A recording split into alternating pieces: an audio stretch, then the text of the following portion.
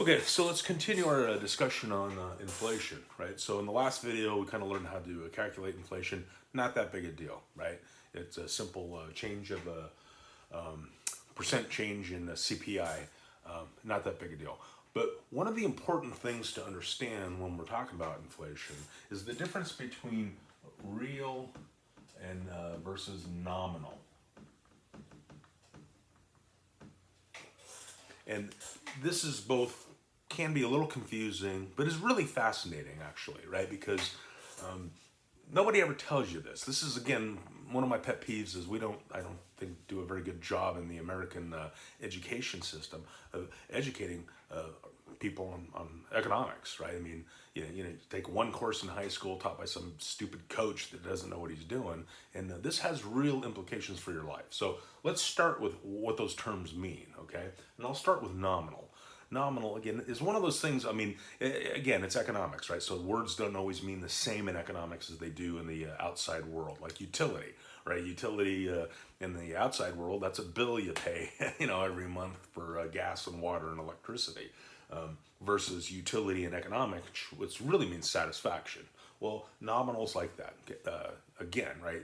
In economics, the nominal value is the stated value. So what do I mean by stated? Well, forgot the D. Stated. I mean exactly that. If you ask your dad, hey dad, how much do you make every year? And he says, well, dad does pretty good. I make $185,000 a year. That's a nominal value, okay? Stated value is up on a poster.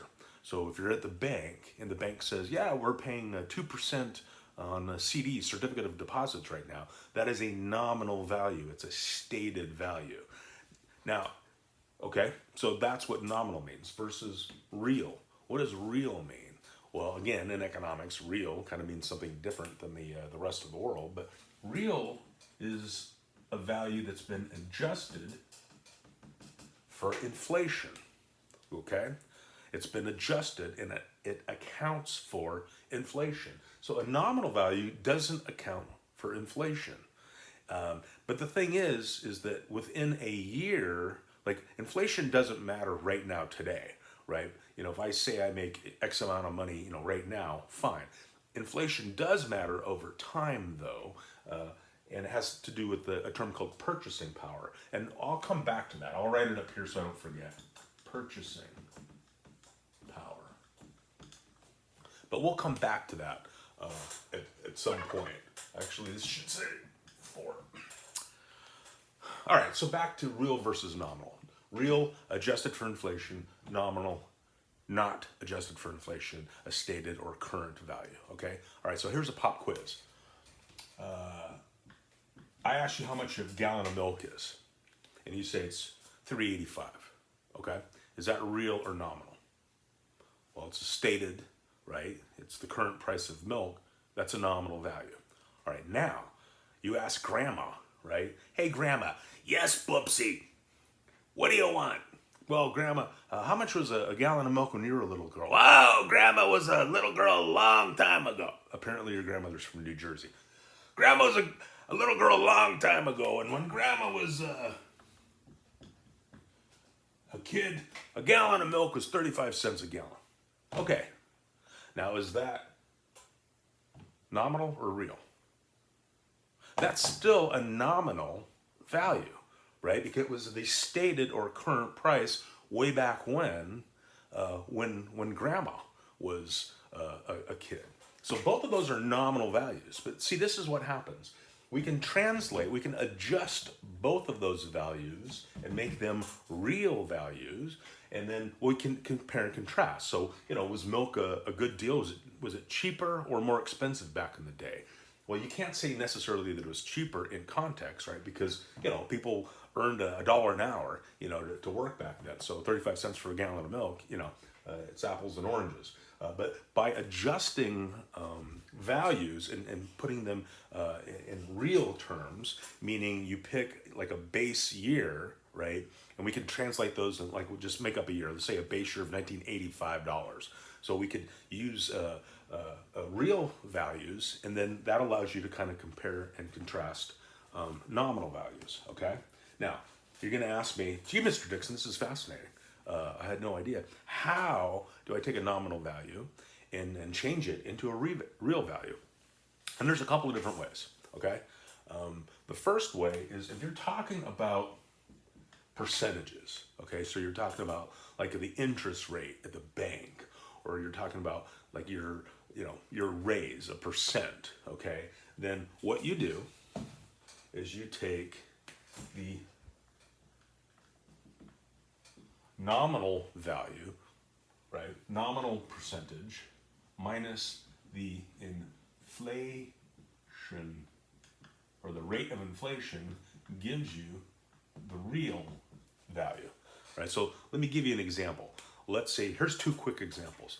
Let's say you're at the bank and you see, oh, certificate of deposit pays 2%. Awesome, that's cool. Okay, so you take that $1,000 that grandma gave you for your birthday.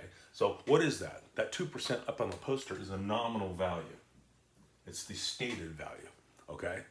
And you take $1,000 and you stick it in the CD. Awesome, okay? Now, a year later, right, 2%, how much are you gonna have, how much is that CD gonna be worth, ceteris paribus. Okay, well, so, I'm doing public math now. Yeah, you made about 20 bucks, okay? Now, was that a good deal? Well, here's where it's important to understand the difference between real and nominal, because the nominal, what the CD paid was 2%, but to translate that into real terms, you have to account for the inflation rate. Let's say, like the current inflation rate is running over 5%, so I'll just use 5%. So look what happens. 2 minus 5 is what? Negative 3%. So it turns out this is better than sticking it under your mattress, but this is not necessarily a great investment because look, you actually lost what? You didn't lose money. And here's the part that's confusing, or here's the part that people don't really appreciate. It's insidious because you don't see it, right? What you lost was purchasing power. Right? Your money doesn't go as far. Purchasing power is, the goods and services that can be, purchased with a unit of whatever, say like $1, okay, or $100.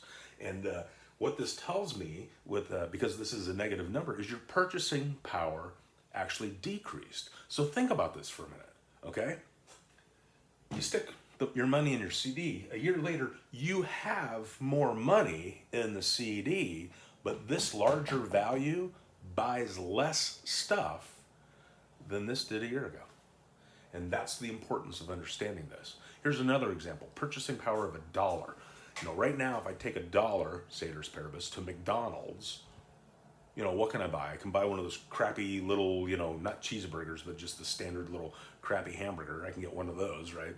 Or I could get a small French fry, or I could get a small little drink, right?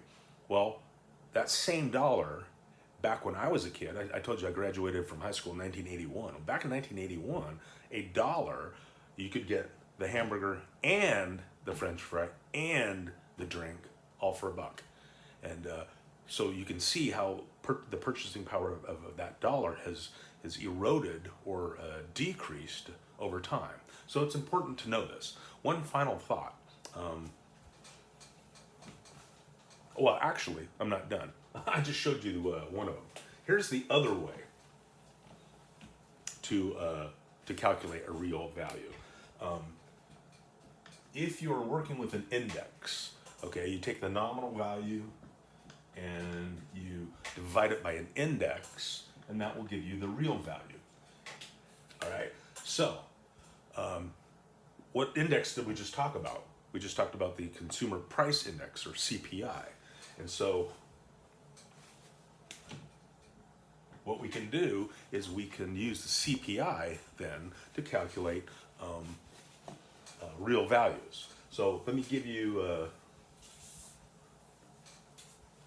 another example here. Let's just say, again, I'm going to make these these numbers up, right? So 2010, 2011, 2012. Let's talk about your income, right? Everybody loves income, right? So 32.5, 36, 38. And if I give you CPIs for those years, 136, 141, and again, all of this is made up, okay? Now, let's calculate real income. So how would we calculate, so this person, we'll say Bob. Hi, Bob. Bob Bob started at this company in 2010, and they started him at a salary of $32,500. So when you say, hey, Bob, how much do you make? Well, I make $32,500. That's a nominal value, a stated value, right? Okay, great. So in 2011, Bob gets a raise to $36,000. Is that a good deal? Well, here's one way of answering that question. Let's turn that into a real value and understand Bob's real income. All right. So what would we do? We'd take 36,000, the nominal value, divide it by the index times 100. And if I did my math right, we would see that in real terms, right, in terms of purchasing power, Bob his real income is $25,532. Okay, so how's he doing? Well, what we have to do is understand where he started from. So what was his real income in 2010? Well, it was $32,500 divided by the index times 100. And in this case, his real income was $23,897.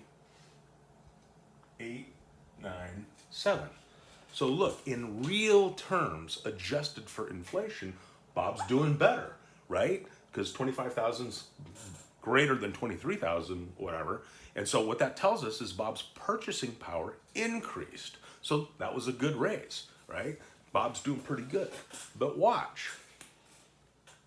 He walks in for his annual review. Oh, I'm here, Mr. Yeah, come in, Bob. Have a seat. Hey, you're a great employee. We're going to raise you up to $38,000. All right. I make $38,000 a year. Woohoo. So he goes around and tells all his friends, but really, how is Bob doing, right? Because that's more money. He's getting paid more. But in real terms, 38 divided by 154 times 100, Bob's real income actually fell to 24. So even though he's making more money, that money doesn't buy as much stuff and his purchasing power fell. So here's what I want you to do. And this is real world, okay? I want you, before you go into your next annual review, because that's usually when you get your raise, right? You walk into your boss's office, hey, I'm here for my annual review. And they tell you, hey, you're doing a good job, or, whatever. Oh, by the way, here's your raise. What I want you to do is go to, and I'm going to show this to you in the next video, go to a website, Federal Reserve Economic Data. It's run out by the St. Louis Fed. And look and see what the inflation rate is, okay? And if your raise isn't equal to or greater than the inflation rate, then you're losing purchasing power. And I will tell you that the Fed's target inflationary rate is 2%. Okay, that's what the Fed wants the economy to have in terms of an inflation rate.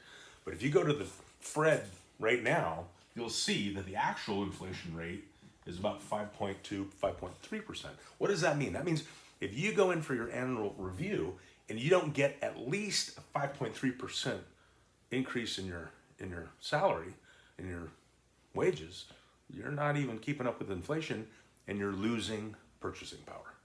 Okay? Hopefully that makes sense. And let's stop the video now because it's almost 15 minutes.